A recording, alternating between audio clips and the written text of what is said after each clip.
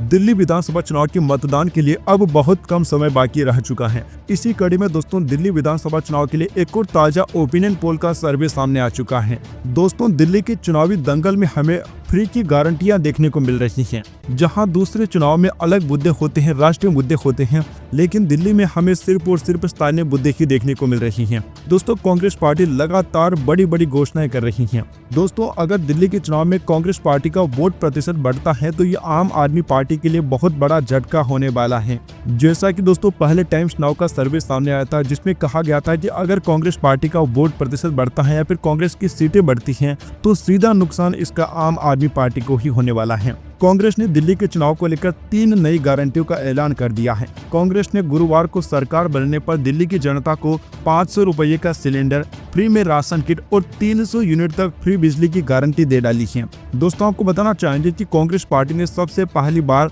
प्यारी दीदी की घोषणा की थी। कांग्रेस ने 6 जनवरी को एक गारंटी दी थी और प्यारी दीदी योजना लॉन्च की थी, जिसके तहत सरकार बनने पर दिल्ली की महिलाओं को 2500 रुपये महीना देने का वादा किया गया था। इसके अलावा कांग्रेस पार्टी ने जीवन रक्षा का भी वादा किया था। इसमें ऐलान किया गया है कि दिल्ली के सभी लोगों को 25-25 लाख रुपए का बीमा दिया जाएगा।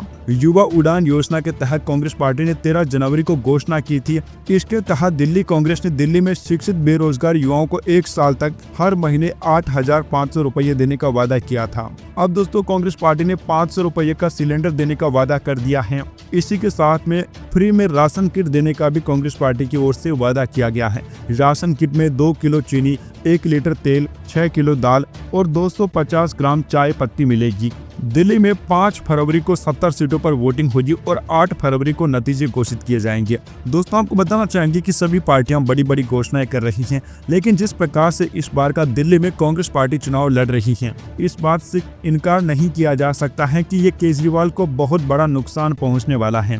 दोस्तों अगर हम पिछले चुनाव की बात करें तो बीजेपी जबरदस्त फॉर्म में चल रही है।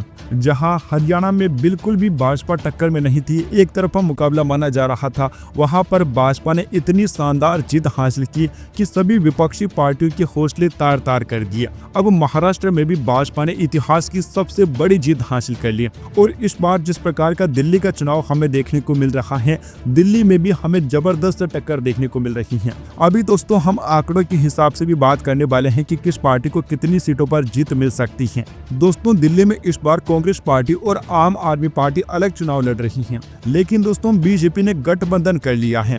बीजेपी ने चिराग पासवान और नीतीश कुमार के साथ दिल्ली में गठबंधन किया है। इन दोनों को मिलाकर 2 सीटें दी गई हैं। बीजेपी ने सिर्फ 68 सीटों पर ही अपने प्रत्याशियों की घोषणा की है। वहीं नीतीश कुमार की पार्टी जेडीयू को 1 सीट और केंद्रीय मंत्री चिराग पासवान की पार्टी को भी 1 सीट मिली है। जेडीयू को बुराड़ी तो चिराग को देवली सीट मिली है। नीतीश कुमार और चिराग पासवान दोनों एनडीए के सहयोगी हैं। दिल्ली विधानसभा चुनाव के बाद बिहार में भी इसी साल चुनाव होने वाले हैं। ऐसे में बीजेपी ने दोनों ही सहयोगी दलों का दिल्ली में ख्याल रखा है। दिल्ली चुनाव में मुख्य मुकाबला कांग्रेस, बीजेपी और आम आदमी पार्टी के बीच में है। आम आदमी पार्टी को सत्ता से हटाने के लिए कांग्रेस और बीजेपी दोनों ही पार्टियां अपना पूरा जोर लगा रही हैं। वहीं आम आदमी पार्टी अपनी सरकार के कामों और योजनाओं के दम पर दिल्ली की जनता के बीच में जा रही है और दावा कर रही है कि उन्हें फिर से मौका मिलेगा। दोस्तों लोकसभा चुनाव में कांग्रेस पार्टी और आम आदमी पार्टी बिल्कुल साथ में चुनाव लड़ी थी, लेकिन लोकसभा चुनाव खत्म होते ही दोनों पार्टियां अब एक दूसरे पर तगड़े प्रहार करने लग गई हैं। लगातार 15 साल सत्ता में रहने और बीते 10 साल से विधानसभा की 1 सीट के लिए तरस रही कांग्रेस इस बार विधानसभा चुनाव को त्रिकोणीय बनाने की कोशिश में जुट गई है। कांग्रेस की चुनौती अपने खो चुके जनाधार को पाने की है। ऐसे में दोस्तों कांग्रेस पार्टी को इस चुनाव में क्या उम्मीदें हैं, इसे लेकर दिल्ली कांग्रेस अध्यक्ष देवेंद्र यादव ने एक इंटरव्यू दिया है। उनसे जब सवाल पूछा गया कि आम आदमी पार्टी सरकार तो अपने वादे पूरे करने और जनता के लिए काम करने का दावा कर रही है, इस पर दोस्तों दिल्ली कांग्रेस अध्यक्ष ने कहा, दरअसल मौजूदा सरकार अपने वादों को पूरा नहीं कर पाई है। जिस भ्रष्टाचार के मुद्दे को लेकर राजनीति में आए और दिल्ली की सत्ता मिली, उसे ही भूल गए। लोकपाल उनके मुद्दे से गायब हो गए, यमुना साफ नहीं हुई, वो शीला दीक्षित के खिलाफ भ्रष्टाचार के डॉक्यूमेंट्स लेकर घूमते रहे, जेल भेजने की धमकी देते रहे। कांग्रेस का एक कार्यकर्ता तब भ्रष्टाचार के मुद्दे पर जेल नहीं गया और इनके मुख्यमंत्री से लेकर उप मुख्यमंत्री, स्वास्थ्य मंत्री, सांसद तक जेल पहुंच गए और अभी भी बरी नहीं हुए हैं, बेल पर बाहर आए हैं। आज भी सरकारी फाइल साइन नहीं कर सकते।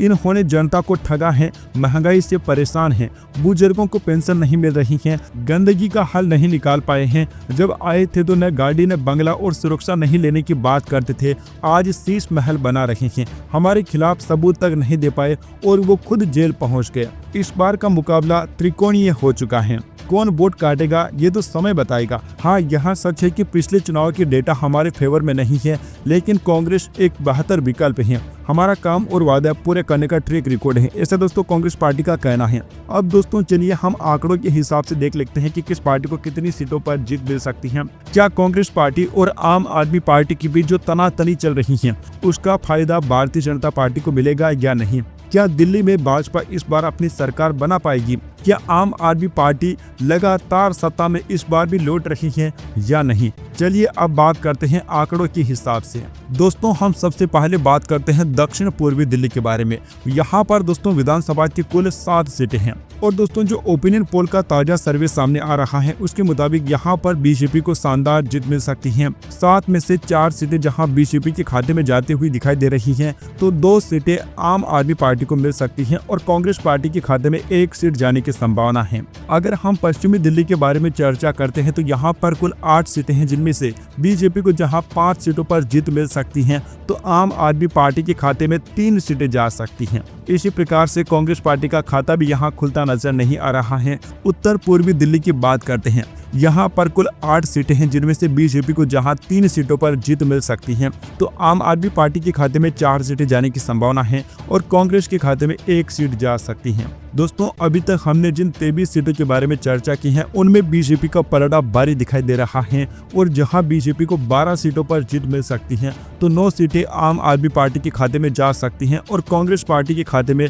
2 सीटें जाने की संभावना है। इसी प्रकार से दोस्तों दक्षिण दिल्ली के भी आंकड़े सामने आ चुके हैं, जिसके मुताबिक दक्षिण दिल्ली के 5 में से 3 सीटों पर जहां बीजेपी को जीत मिल सकती है तो 2 सीटें आम आदमी पार्टी के खाते में जा सकती हैं। सेंट्रल दिल्ली की अगर हम 7 सीटों की चर्चा करते हैं तो यहाँ की 4 सीटें जहां बीजेपी को मिल सकती हैं तो आम आदमी पार्टी के खाते में 3 सीटें जा सकती हैं और कांग्रेस का खाता भी खुलता नजर नहीं आ रहा है। इसी तरह से दोस्तों पूर्वी दिल्ली के जो आंकड़े सामने आए हैं उसके मुताबिक यहाँ की 5 सीटों में से 2 सीटें जहां बीजेपी को मिल सकती हैं तो आम आदमी पार्टी का पलड़ा यहाँ भारी दिखाई दे रहा है। आम आदमी पार्टी 3 सीटों पर कब्जा जमा सकती है, जबकि कांग्रेस पार्टी को एक भी सीट मिलते नजर नहीं आ रही है। अभी तक दोस्तों हमने जिन 40 सीटों की चर्चा की है उनमें बीजेपी हमें आगे दिखाई दे रही है। बीजेपी को जहां 21 सीटों पर जीत मिल सकती है तो आम आदमी पार्टी के खाते में 17 सीटें जाने की संभावना है और 2 सीटें कांग्रेस पार्टी को मिलती नजर आ रही हैं। चलिए दोस्तों अभी आप लोग वीडियो में आज आंकड़े देख पा रहे होंगे कि उत्तर पश्चिम दिल्ली की 7 सीटों की अगर हम बात करें तो यहाँ पर भी आम आदमी पार्टी आगे निकलती दिखाई दे रही है। जहाँ 3 सीटों पर बीजेपी को जीत मिल सकती है तो 4 सीटें आम आदमी पार्टी के खाते में जा सकती हैं और कांग्रेस का खाता भी खुलता नजर नहीं आ रहा है। इसी प्रकार से दोस्तों उत्तरी दिल्ली की हम बात करते हैं, यहाँ जरूर हमें जबरदस्त टक्कर देखने को मिल रही है। यहाँ पर विधानसभा की कुल 8 सीटें हैं, जिनमें से 4 सीटों पर जहां बीजेपी को जीत मिल सकती है तो आम आदमी पार्टी के खाते में भी 4 सीटें जा सकती हैं और कांग्रेस का खाता भी खुलता नजर नहीं आ रहा है। दक्षिण पश्चिमी दिल्ली की हम बात करते हैं, यहाँ पर भी 8 विधानसभा की सीटें हैं, यहाँ बीजेपी 5 सीटों पर जीत हासिल करते दिखाई दे रही है, जबकि आम आदमी पार्टी को 3 सीटों पर जीत मिल सकती है। दोस्तों अभी तक हमने जिन 63 सीटों के बारे में चर्चा की है उनमें बीजेपी 33 सीटों पर जीत हासिल करते दिखाई दे रही है और आम आदमी पार्टी को 28 सीटें मिल सकती हैं, जबकि कांग्रेस के खाते में 2 सीटें जाने की संभावना है। अब दोस्तों अगर हम बात कर लेते हैं नई दिल्ली के बारे में, नई दिल्ली के जो दोस्तों आंकड़े सामने आ रहे हैं उसके मुताबिक यहाँ बीजेपी को जहाँ 4 सीटों पर जीत मिल सकती हैं तो 3 सीटें आम आदमी पार्टी के खाते में जाने की संभावना जाहिर की जा रही है। अगर दोस्तों हम फाइनल बात करते हैं कि किस पार्टी को कितनी सीटें मिल सकती हैं तो दोस्तों जो आंकड़े सामने आ रहे हैं उसके मुताबिक कुल 70 सीटों में से 37 सीटें जहां बीजेपी गठबंधन को मिल सकती हैं तो आम आदमी पार्टी को 31 सीटें मिल सकती हैं और कांग्रेस पार्टी के खाते में 2 सीटें जाने की संभावना जाहिर की जा रही है। दोस्तों, इस चुनाव में हमें यही देखने को मिल रहा है कि जो केजरीवाल की छवि को नुकसान हुआ था, जो आम आदमी की जो छवि थी वह पूरी तरह से अब धूमिल हो चुकी है और केजरीवाल ने बहुत सारे ऐसे वादे भी किए थे जिनको पूरा नहीं कर पाए थे।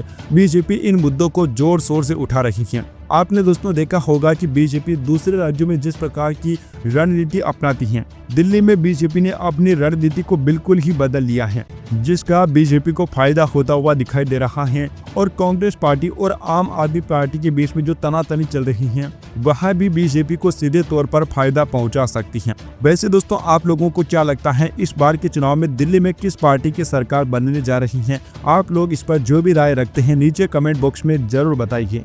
Subscribe now and press the bell icon. Never miss an update.